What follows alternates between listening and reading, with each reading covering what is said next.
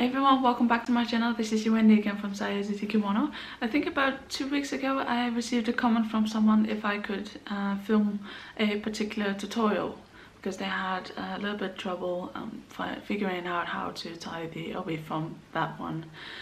Upon clicking the link that they provided, it actually led me to a tutorial that is from a friend of mine, and I asked her if I could refilm it and she said graciously yes. So thank you so much, Linda, for giving me permission to film this. This particular tutorial, Musubi, is one that I pretty much connect to her. I haven't seen anyone else doing it but her. So it's kind of an honor for me to be allowed to film this again, just for the community and whatnot, sharing this with the whole world, so to speak.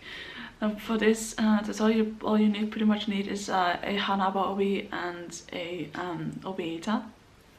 Now for the Hanhaba obi, it's better if you use one that is longer. So the longer the better, because the more length you have in the end. Like, if you can get an obi that is closer to 4 meters, that'd be perfect. Especially if you are on the wider side. Now, for me, it doesn't make too much of a difference. However, it gives you a little bit more peace of mind knowing that there's a good enough length for you to work with. But yeah, other than that, I'm excited to do this. Musubi may need a little bit of practice. I think it's about my 3rd or 4th time in the last few years that I've worn this. Not in pictures per se, but just me and myself, just around the house and whatnot. And I found out that you do need a little bit of practice to get the proportions right. But other than that, it's a really fun Musubi. It's perfect for yukata and komon. Any kimono that pretty much you can wear with a Hanhaba obi, so in casual settings. So without further ado, let's get into the tutorial. So first of all, what you want to do is find the exact middle of your obi. The reason why I started wrapping it this way instead of just picking out a portion of the obi here is because it might be different for everyone, and I found that making the tails almost the exact same length works far better than figuring out how much length you need from the start and then start wrapping. Okay. So I place the exact same middle. You can see the folding line over there, and then go with my left in first, just leaving this middle. Fold it up, and then continue wrapping with my red.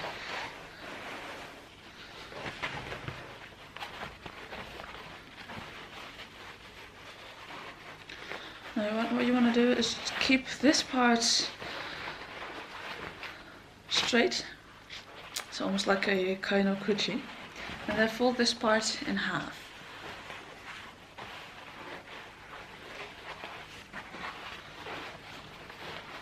And then simply make a knot.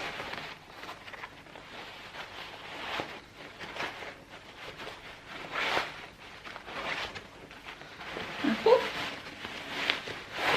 Pull tight.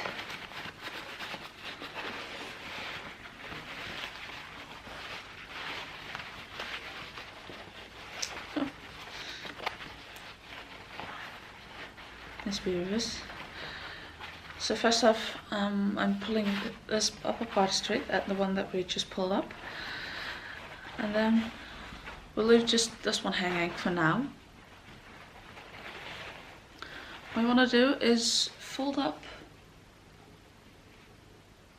the part, and now we're going to slide it in between the layers.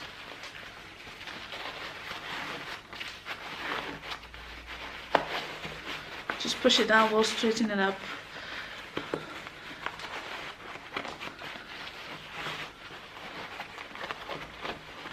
Now this part part is a little tricky because both ends need to be the same length. So it may take you a bit before everything is proportioned the same way, or the same length. And then you simply pull them diagonal. Do make sure that this part here is sticking out slightly, because this part is going to be moving into it.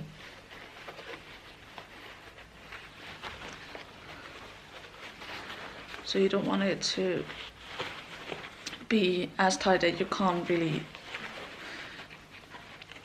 thread anything through it. Okay. If you need some extra time, don't worry, just pause the video and we'll catch up when you're done. Okay, yeah. Then this part is done. Now the other part we're going to fold in half all the way to the end.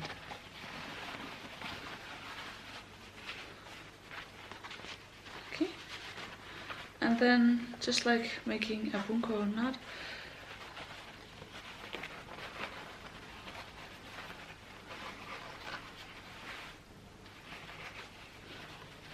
so I got my wings, so to speak, and now we're going to thread them through the hole that we just created.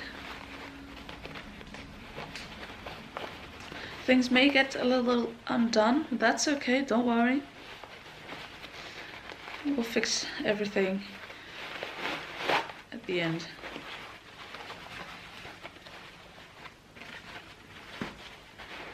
Don't worry too much about it. Even for me, this is maybe the third or fourth time I ever tie it. So even for me, things are still a little bit tricky. So then simply fold the wings down. Now depending on the obi, now see, this is where I proportioned my obi a little bit off, I guess. Because these ones are no longer the same length. Therefore, this upper part is a little bit longer. So it may take a few tries for you to be able to get everything proportioned correctly. And that's okay. It's the perks of practice, I guess. Then just folding the wings down. And if you want to, you can actually fold the sides inwards. Kind of hides the edges, so to speak.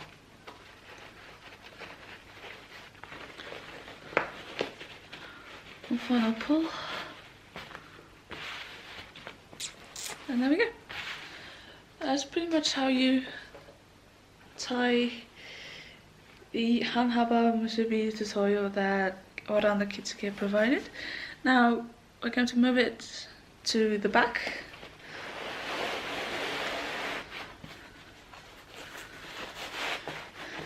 And lastly, our trusting obi-ita.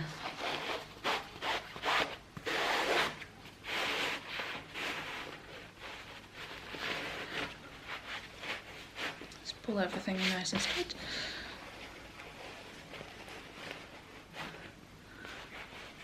And there we go.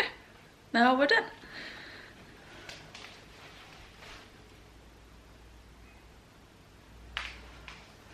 So with that, I will let you guys go. I hope you have a fantastic day, and hope I'll see you next time. Bye.